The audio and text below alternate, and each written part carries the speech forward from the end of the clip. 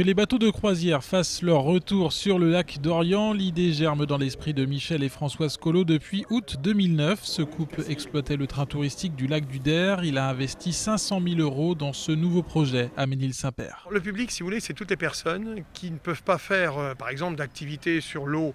Par exemple, si vous faites du pédalo, il faut être quand même relativement jeune.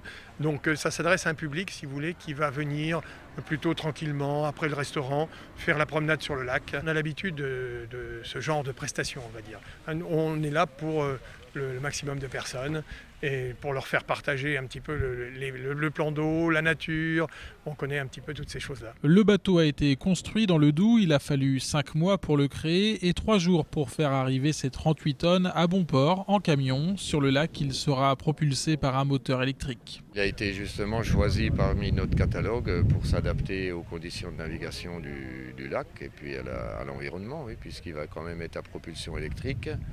Et je pense que ça se prête bien au lac de la Forêt d'Orient. L'Orient mesure 20 mètres sur 6. Il y a une grande plage à l'avant, de larges surfaces vitrées. Il pourra accueillir 120 passagers à chaque croisière. Une fois le bateau dans l'eau, viendront les vérifications techniques avant que Désiré ne prenne la barre. C'est assez grisant parce que bon, là, c'est assez grand quand même sur un lac à travailler comme ça. Et puis bon, moi j'ai l'habitude de travailler avec des bateaux. J'étais marinier avant, donc je conduisais des péniches. Là, c'est des manettes.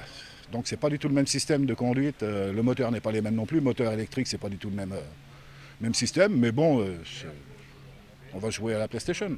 Aujourd'hui, les finitions restent à faire. Les nouveaux propriétaires ont décidé de prendre le temps avant de lancer l'aventure depuis le nouveau ponton dédié au bateau. On était pressé au départ. Et puis, comme tout, il faut que le temps que ça se fasse. Et bien aujourd'hui, on est beaucoup moins. Donc, on sait très bien qu'on ne fera pas cette année la saison.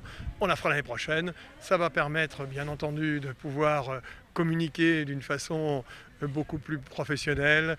Et je pense qu'on démarrera très fort la saison. Les premières croisières de l'Orient sont annoncées pour le mois de mars 2011. 20 000 visiteurs sont attendus chaque année.